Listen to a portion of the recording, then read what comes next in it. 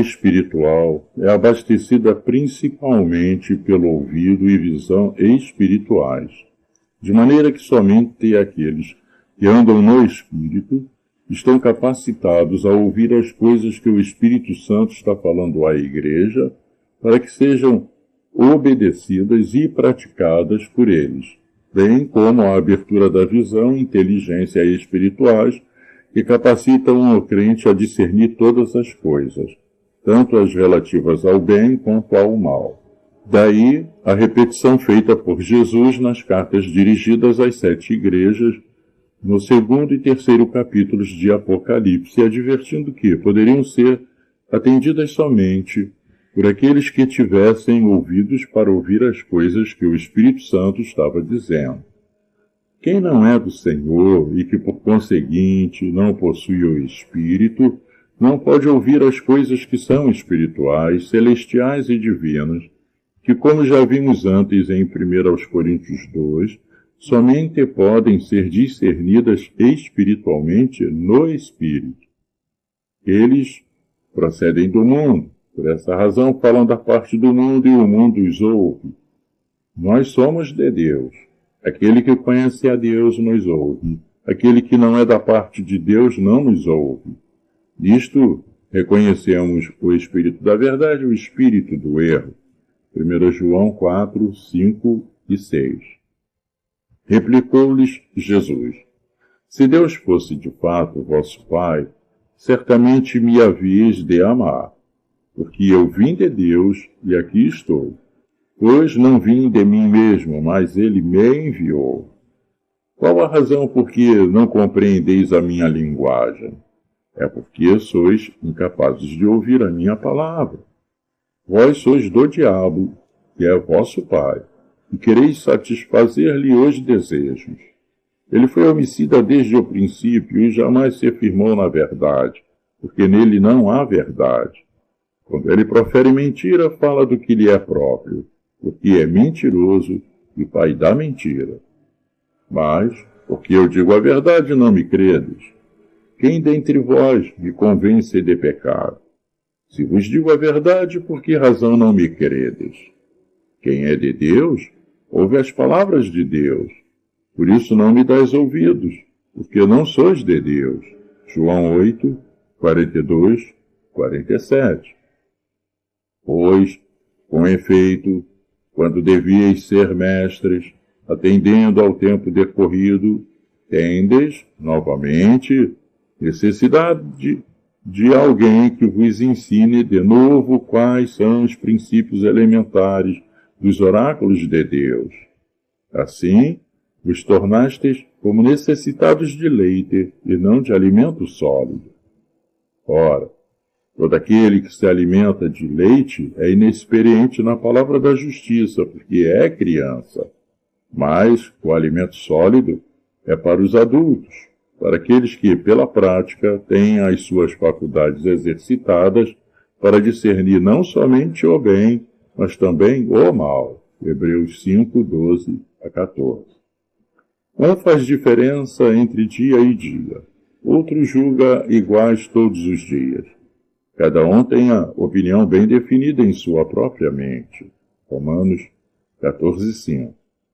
Nesta última passagem, o que está sendo abordado é o assunto de os crentes terem uma opinião bem definida em suas mentes quanto às suas preferências comuns e naturais, como, por exemplo, o que comer, vestir, etc., sem julgarem e reprovarem as preferências de outras pessoas.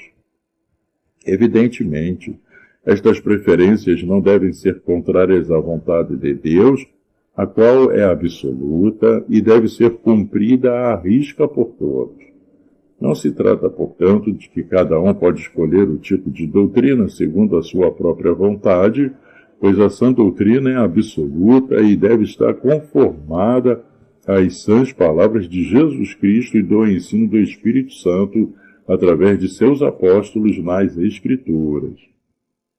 Rogo-vos, irmãos, pelo nome de nosso Senhor Jesus Cristo, que faleis todos a mesma coisa e que não haja entre vós divisões.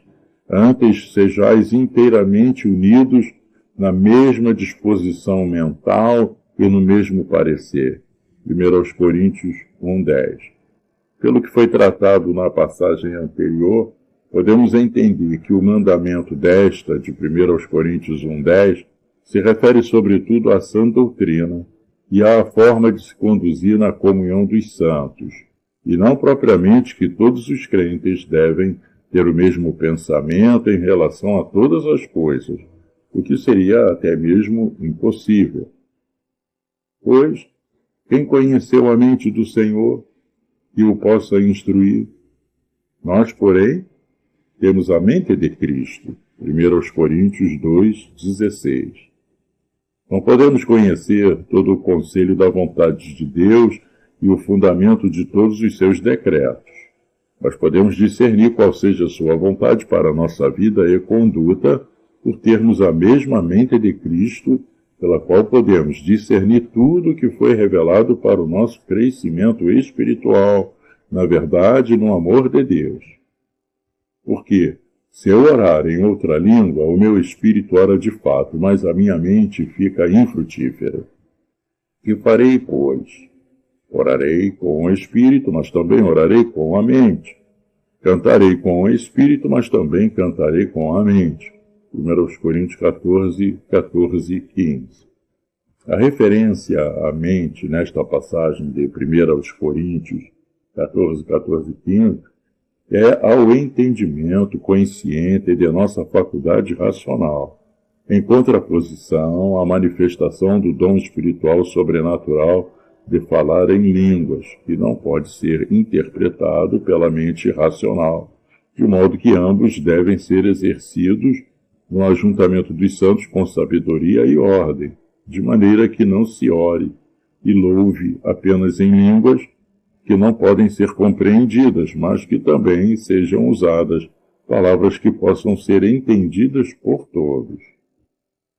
Ao falar em outras línguas, a própria pessoa que fala não entende o que está falando, a não ser que haja alguém para interpretá-lo, mas, como fala em espírito, edifica-se apenas a si mesmo, e não a outros, de maneira que o apóstolo não recomenda o uso de outras línguas espirituais no ajuntamento dos santos, colocando sua importância atrás, por exemplo, dos demais dons, sobretudo do de profetizar, com o qual toda a igreja pode ser exortada, consolada e edificada. Todavia, não se deve proibir o falar em outras línguas na igreja, mas tudo deve ser feito com ordem e decência. Os dons extraordinários espirituais, listados em 1 Coríntios 12 e 14, são operações sobrenaturais do Espírito Santo, que podem ser estendidas a todas as pessoas, conforme ele quiser, e até mesmo a um animal, como foi o caso da mula de Balaão, que falou para repreendê-lo em sua loucura. Judas, que era um filho da perdição, sequer não convertido, portanto, deve ter usado algum dom sobrenatural quando foi enviado por Jesus para curar enfermos. Saul profetizou. A igreja de Corinto abundava em todos os dons sobrenaturais. E, no entanto, é a única igreja que Paulo chama de carnal, composta de muitos membros que não eram crentes espirituais. E não é para ficarmos admirados de que foi justamente a esta igreja que Paulo dirigiu as instruções e exortações na primeira epístola que lhes escreveu, para lhes esclarecer que deveriam se esforçar para obter uma mente espiritual renovada, porque é somente nesta que o fruto do Espírito Santo é produzido para a transformação do crente, por estar sob o trabalho da graça em sua mente e coração, produzindo sobretudo o amor, é que o apóstolo chama de caminho sobremodo excelente, ou seja, o que é mais importante do que tudo, e pelo qual somos habilitados a ter pensamentos e ações que são segundo o coração do próprio Cristo, em paciência, benignidade, misericórdia, paz, etc., em todas as circunstâncias. Ainda que eu fale as línguas dos homens e dos anjos, se não tiver amor, serei como o bronze que sou ou como o símbolo que retine. Ainda que eu tenha o dom de profetizar, e conheça todos os mistérios e toda a ciência, ainda que eu tenha tamanha fé, a ponto de transportar montes, se não tiver amor, nada serei. E ainda que eu distribua todos os meus bens entre os pobres, e ainda que entregue o meu próprio corpo para ser queimado, se não tiver amor, nada disso me aproveitará. O amor é paciente, é benigno. O amor não arde em ciúmes, não se ufana, não se ensoberbece, não se conduz inconvenientemente, não procura os seus interesses, não se exaspera, não se ressente do mal, não se alegra com a injustiça, mas regozija-se com a verdade. Tudo sofre, tudo crê, tudo espera, tudo suporta. O amor jamais acaba, mas, havendo profecias, desaparecerão. Havendo línguas, cessarão. Havendo ciência, passará. Porque em parte conhecemos e em parte profetizamos. Quando, porém, vier o que é perfeito, então o que é em parte será aniquilado. Quando eu era menino, falava como um menino, sentia como um menino, pensava como um menino. Quando cheguei a ser homem, desisti das coisas próprias de menino, porque agora vemos como em espelho, obscuramente. Então, veremos face a face. Agora conheço em parte, então conhecerei como também sou conhecido. Agora, pois, permanecem a fé, a esperança e o amor. Estes três, porém o maior destes é o amor. 1 Coríntios 13, 1 a 13. E Paulo conclui esta passagem de 1 Coríntios 13, afirmando o seguinte logo a partir do primeiro versículo do capítulo 14. Segui o amor e procurai com zelo os dons espirituais, mas principalmente que profetizeis. Pois quem fala em outra língua não fala a homens, senão a Deus, visto que ninguém o entende. E em espírito fala mistérios. Mas o que profetiza fala aos homens, edificando, exortando e consolando. O que fala em outra língua a si mesmo se edifica, mas o que profetiza edifica a igreja. 1 Coríntios 14, 1 a 4. O que ele quis dizer? Busquem os dons espirituais, sobretudo o de profetizar, mas sigam o amor, ou seja, priorizem a transformação da mente de vocês. Renovem-na diariamente, andando no Espírito Santo, para viverem e andarem no amor de Deus e de uns para com os outros. O amor divino, trabalhado pelo Espírito Santo em nossa mente e coração, depende de que haja comunhão espiritual com Deus e coparticipação da natureza divina em santidade. Já os dons espirituais, sobrenaturais, não o demandam, e é isto que explica que é possível que crentes carnais, como os de Corinto, até mesmo profetizem, falem outras línguas, etc., sem que tenham qualquer comunhão real com Deus, por falta de um viver na justiça, no amor e na verdade. Mas o que tem a ver a mente espiritual com tudo isto?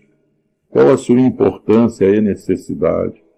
Como Paulo chegou à conclusão de que a igreja de Corinto era carnal? Ele havia sido informado por pessoas da família de Cloé que estava havendo muitas divisões entre eles e que partidos estavam se formando para combaterem mutuamente. Isto já era um sinal bastante evidente de carnalidade, mas havia muitas outras coisas que o indicavam. Então, indo direto ao ponto, principalmente pelo exame do que é dito no capítulo 13, que acabamos de ler, veja que se destaca que o amor é paciente e benigno, que não se ufana, que não